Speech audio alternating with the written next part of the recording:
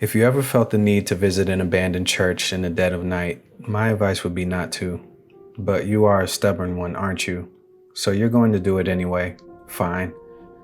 Let me give you some advice to survive the night. First of all, it's clear that if you are there, you are either a thrill seeker or trying to complete some mystical, creepy ritual, or both. Either way, the key word here is cautiousness.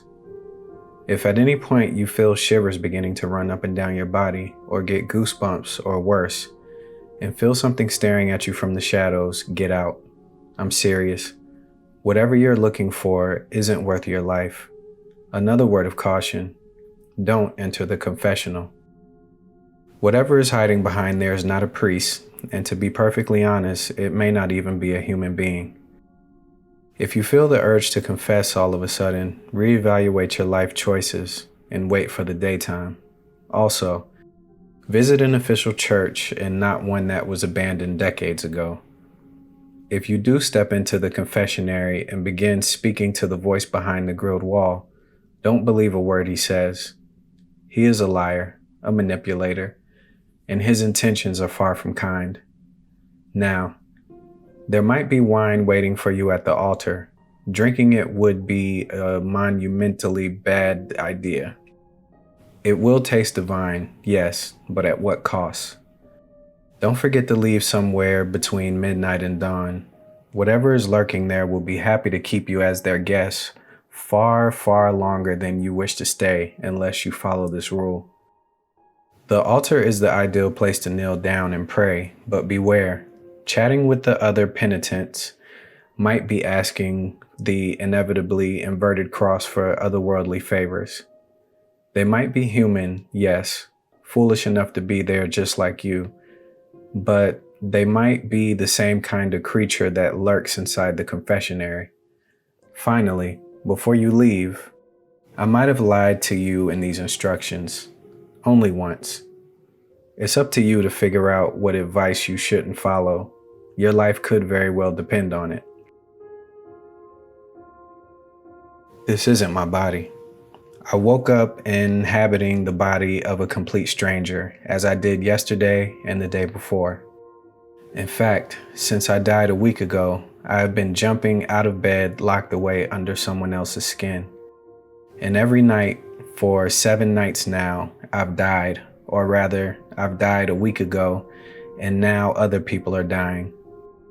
Only they are far gone by the time I take over their lives, for less than 12 hours every single time. I'm scared. No one believes me, and I've told this story 5 different times already, in 5 different voices.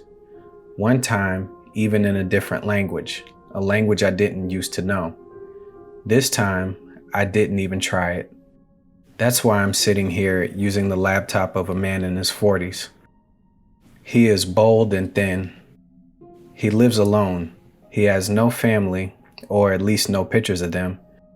What he does have is terrible videos on his computer, videos involving children. He hurts them. Yesterday I wore a drug trafficker's skin.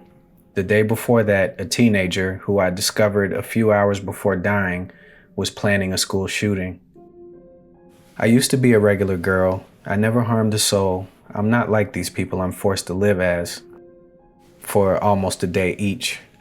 Why can't I just die? Why must I return over and over? I need help. It's midday and I still have a few hours left. I've never died before sunset, at least not so far, so I need your advice. Even if you don't believe me, even if you think this is bullshit, help me out. Make a game out of it if you want to, but give me a few ideas. For God's sake, I need a way out. She didn't expect to be out on the street at this time of night. It had gotten late, and waiting for the bus to arrive during the witching hour would only make her hang out all alone in the dead of night for far longer than she wanted to. So Sasha had instead decided to walk. It was only 20 blocks or so anyways. What harm could it do? The streets were curiously deserted. Not that she was expecting too many folks to be strolling around at this time of night.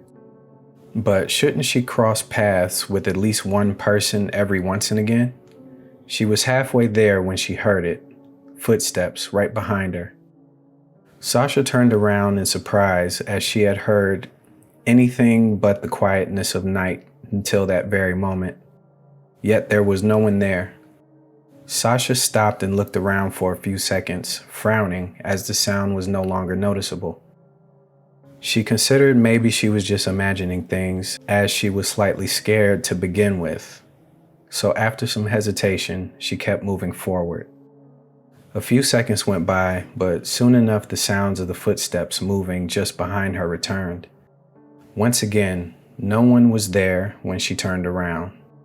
Now, truly freaked out, Sasha began running forward toward her home, just 8 blocks away. But behind her, the footsteps began rushing as well. Looking back, no one was there, but she could feel it. Someone was running towards her, and her heart began beating so fast in her chest, she was certain it would explode any second. Though she feared someone would grab her before she reached her house, nothing happened.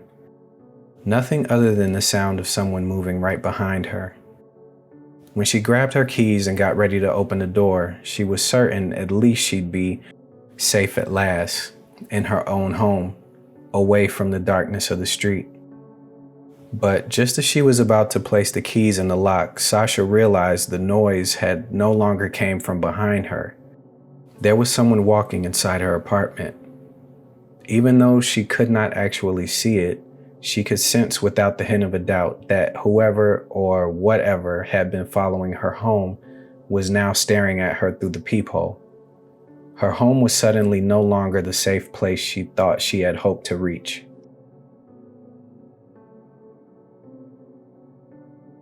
My grandpa passed away a few weeks prior.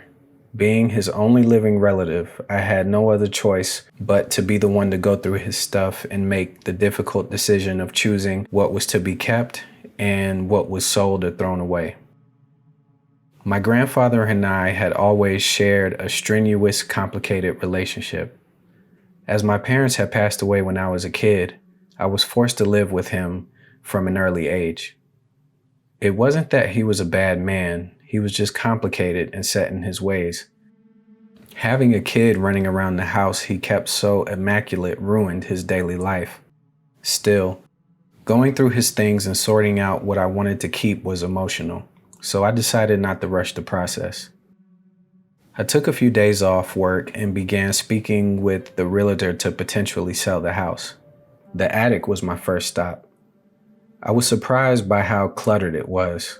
My grandfather's house was immaculate, always pristine and tidy, but the attic was another story altogether. Sighing, I began moving stuff around, trying to make sense of everything he stored up there. That was when I saw it, covered with the glass box, the old chessboard set I hadn't seen since I first moved into my grandpa's house over 30 years ago. He had stored it away in a huff about a month after my arrival, due in no small part to my fascination with it. The pieces were so intrinsically carved, and I wanted so badly to learn to play the game, but he refused to let me put a finger on it. One day, as he discovered me trying to grab one of the towers, he snapped violently at me and I never saw the set again, so I figured he had just thrown it away. And yet there it was, set neatly when everything around it was in a state of disarray. I figured it was a good time as any to do what my childhood self had wanted to do so badly and remove the glass box, carefully setting it on the floor. I grabbed the pawn and moved it forward, setting it on the square right in front of it. The pawn felt surprisingly icy under my fingers, as if it was almost 30 degrees. I tried to move another piece, but it wouldn't budge. No matter how many pieces I tried to move, they were stuck. I figured my grandfather had glued them all in place and forgotten about that one pawn. Shrugging to myself, I covered the chessboard once more and thought what a waste of a perfectly good set doing that was. I kept walking all through the day and slept in my old bed that night. The following morning, as I stepped into the attic, something immediately caught my eye. The chessboard was no longer covered, and a pawn from the other side of the board had been moved. I thought about calling the cops, but after realizing nothing else was missing and that all the doors and windows were locked, I figured they'd call me a nut job if I tried explaining what happened. So I returned to the chessboard, my hand trembling as I tried to move another pawn forward. Much to my surprise, I was able to do so with no issue. Only once I set it down, it became impossible to move any other pieces. You can imagine how slow the rest of the day dragged on for me. It was dawn when I rushed into the living room the next morning, where I had set the chessboard after much deliberation. Lo and behold, another piece had been moved. I don't know if I should keep playing. I'm not sure what'll happen if I lose. It was just a regular night. I'd like to say that. I noticed some bad signs or that it was raining and thunder roared through the sky, but that would be a lie. It was a normal, uneventful night, and I was walking back from my best friend's apartment. To tell you the truth, it wasn't even late. Perhaps around 10 p.m. I was listening to some music and minding my own business. After all, I always considered that neighborhood to be rather safe. When I first noticed them, I found it odd that 3 kids so young would be walking around without their parents at this time of night. They couldn't be older than 8 or 9. They were well dressed, so they clearly weren't homeless. There were 2 boys and a little girl, who was a bit younger and very petite. Though they clearly weren't intimidating, I suddenly felt a rush of dread fill over me. As the little girl began walking toward me, I pressed pause and the music stopped. Why was the city suddenly so silent? Even at this time of night, cars should be driving by and some people should be strolling down the block. But suddenly I realized there was no one around.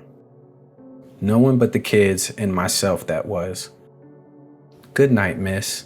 The girl greeted me, and even though her voice was innocent and sweet, I immediately cringed and took a step back. Why was I scared of this cute small girl? I couldn't put my finger on it, but I could still feel my heart beating so fast I began worrying. I would have a small heart attack. Hi? I replied hesitantly. Usually I would have asked where her parents were or offered some assistance, but all I wanted to do was get the hell away from her. My apartment was only a block away, and I seriously considered just running for it. "Miss, we need to use a phone to call our parents. Could you let us into your house, please?" She was so polite, and yet something about the way she stared, the way they stared at me, almost without blinking, unnerved me. I was trembling.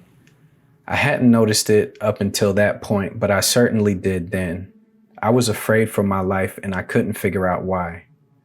Once again, the idea of running away from them crossed my mind.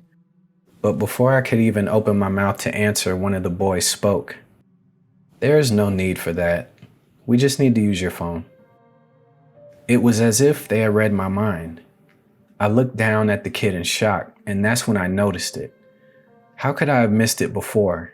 Their eyes were pitch black without any color in them. No iris, just black. I gasped and then took a step back before rushing away from the 3 creatures. By then I was certain they weren't kids. Fumbling with my keys, I managed to open my front door and rush inside my home completely out of breath. I was in good physical shape, but still the run there had completely exhausted me for some reason. Behind me, I could hear their tiny steps and immediately after a sharp knocking on my door. "Let us in, miss," the little girl screamed.